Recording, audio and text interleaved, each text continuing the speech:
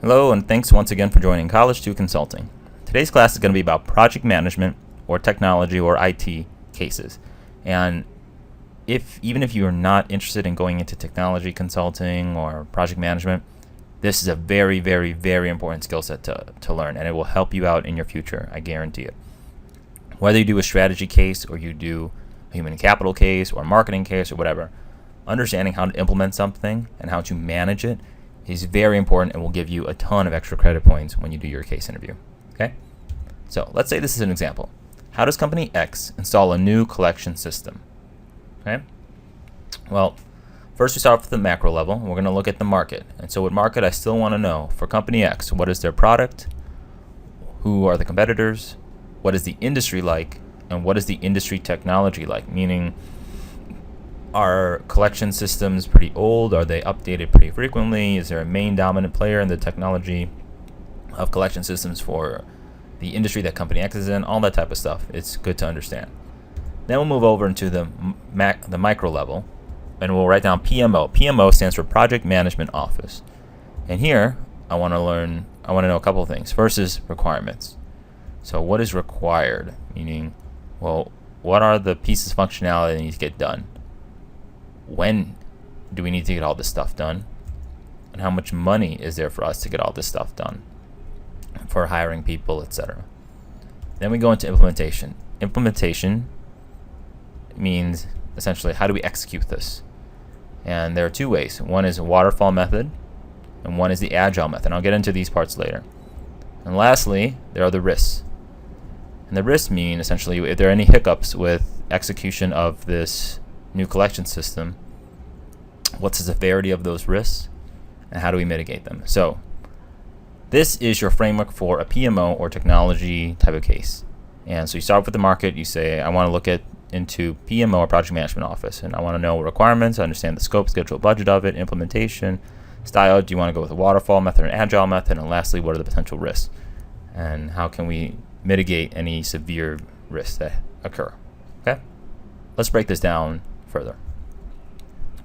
So tech cases are actually project management cases. Tech cases mean a hypothetical business question on how you would implement or execute a technology integration. Now I know that has a lot of syllables, but that doesn't really mean too much to be daunting. All it means is how do you implement something? How do you get something done? And another thing to know is that tech cases do not mean computers, mainframes, databases. You don't have to understand all that stuff to understand technology. What that really means is just how does information flow? Okay, so we have information from here, like from a credit card. How do we get it to our payment system? How do we get it to our analytics department so we can look at it and figure out customer behavior, all that type of stuff? And another one is PMO is very, very, very important for all consultants to know because it shows your well-roundedness of skills. In addition to showing that you can be analytical, like what we've been doing, or you can be creative, or you have a strategic mind and all that other stuff. It's also very, very important to understand how do we get it done. And a lot of people don't go that extra step in figuring out how do we implement this, and that will give you a lot of bonus points. And lastly, project management offices, or PMO, are where a lot of major players sit for the long run. An example is Accenture, Deloitte, PwC or PricewaterhouseCoopers, and IBM. And you have these companies like Bain, BCG, and McKinsey that come in for 6 weeks to 3 months or whatever they do for a growth strategy type of case that, it's not that long. And then that's great. So they're coming up with the idea, but how to implement and execute is what actually gets result. It's like your friends might have an idea, but unless they implement it and run with it, nothing happens. So having this project management office practice is very, very valuable to a lot of these types of firms. Okay. So let's go over the requirements part. Scope, schedule, budget is a law of business. And scope means this, the amount of stuff that needs to get done. So example, this collection system needs to accept credit cards and PayPal. Schedule is the amount of time to get all the functionality done. You got 1 year to integrate the new collection system. Okay. And budget is the amount of money needed to complete all these goals or needed to get all this stuff done. Example is the new system integration. All this stuff has to be less than $1 million.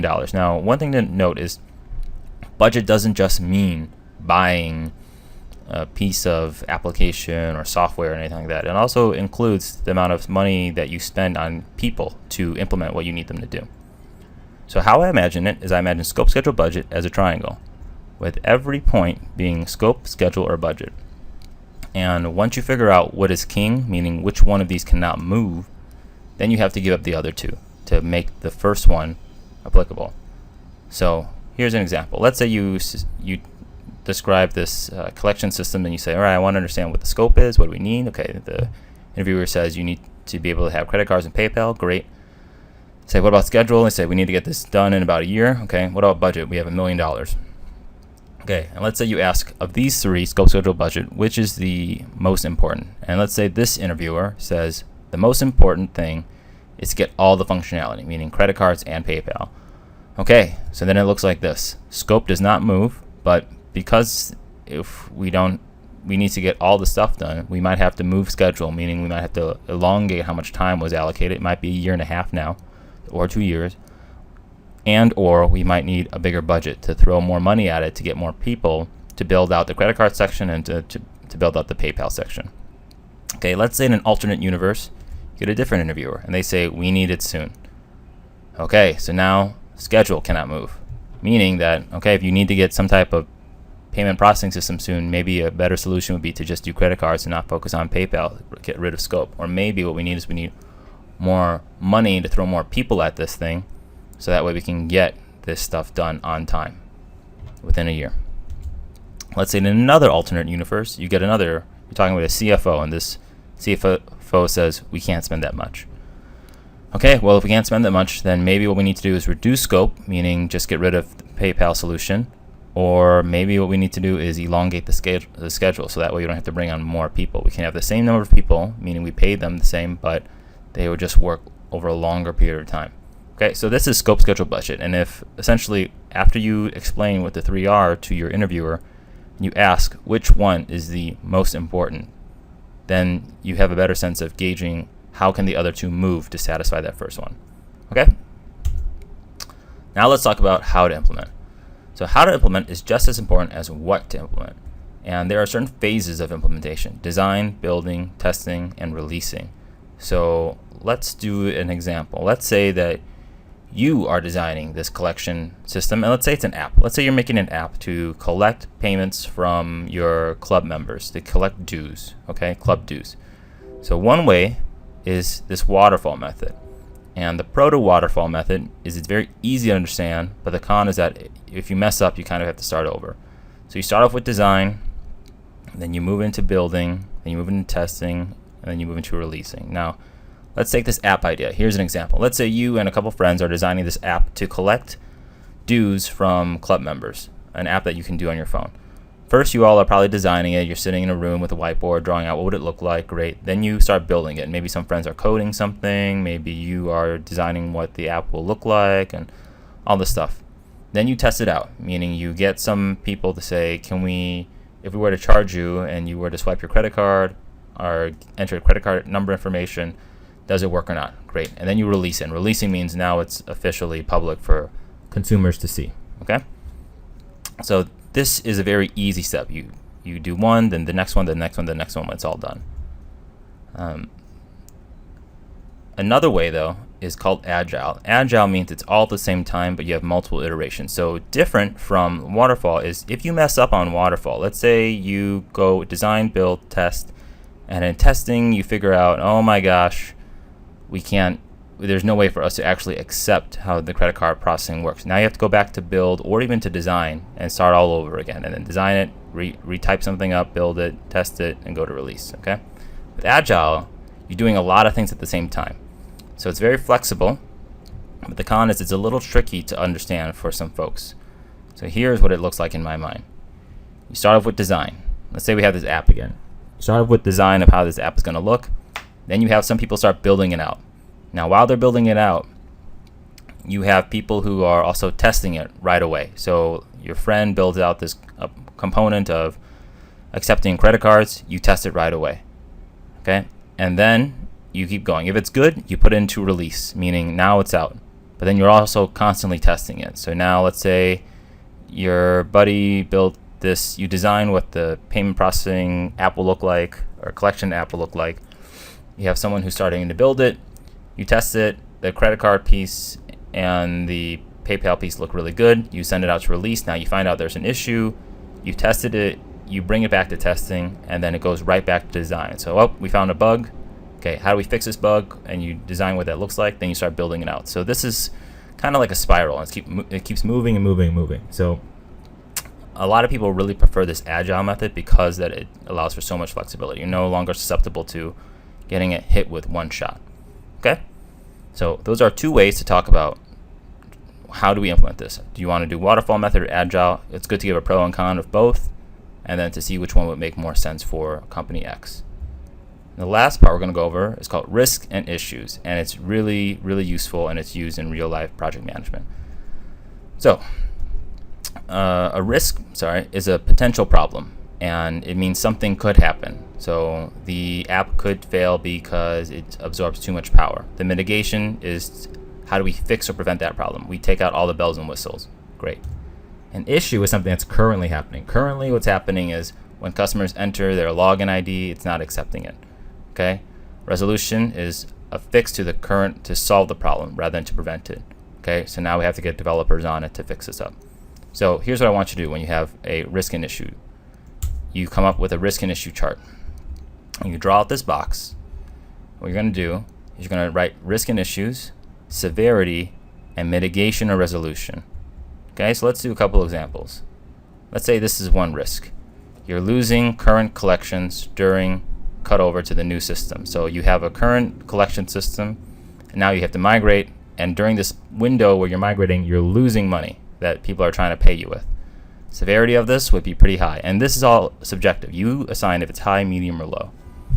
The mitigation to this is to have both systems overlap for 1 month before fully cutting over to the new system. Now you have people paying you in 2 routes, but the money is ultimately getting to you. You're not losing any money.